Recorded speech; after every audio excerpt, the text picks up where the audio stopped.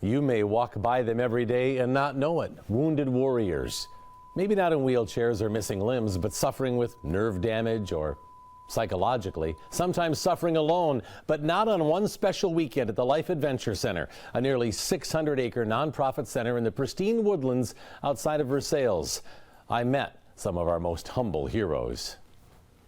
These Marines and soldiers taking aim, not at the enemy. They've got their sights set on bucks and does and healing after their physical and emotional wounds in combat. It really lifts your spirits up and makes you feel a lot better.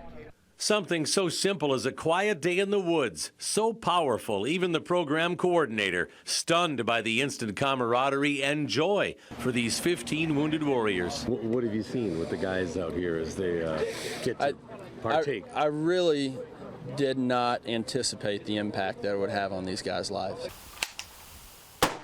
And at the midway point of day one, the top hunter is a blind veteran from Nicholasville, Kentucky.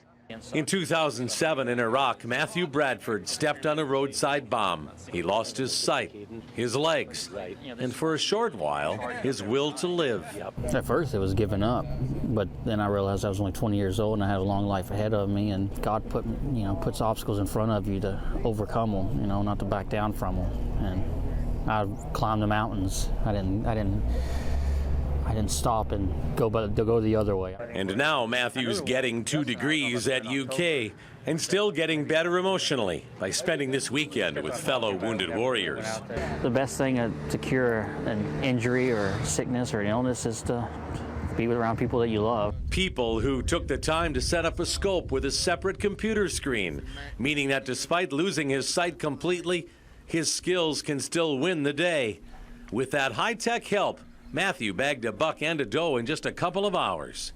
With his marksmanship skills from the Marine Corps, he did the rest. All we were doing is his eyes and helping with slight movements.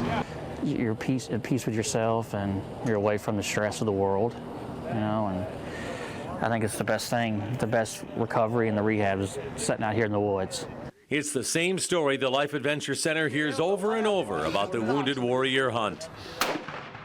Last event they had done, they had one of their service members were thinking of committing suicide. As a result of that hunt, decided not to. So, you really don't realize it, and sometimes you don't see the impact that you're making. We thought we were going to lose him, which is tough, because him and I are close. Chuck White's brother-in-law, Ron Hinkle of Litchfield, came out of a coma after 49 days, but the wounds of war left him fearful of even going to the grocery store. Everything was scary to me. He's had a drastic change in the way he looks at things. He smiles a lot more. He wants to be more active, likes to give back.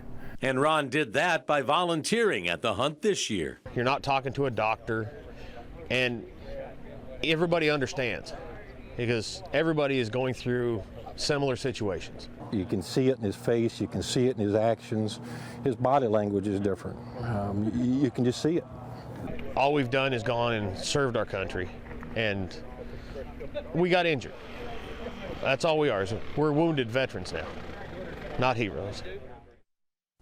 Well, he's wrong there. They are heroes. They come together from Kentucky, Indiana, and states around here. They don't know each other, but those 15 guys by the end of the weekend are best friends after sitting around the campfire and doing some hunting together.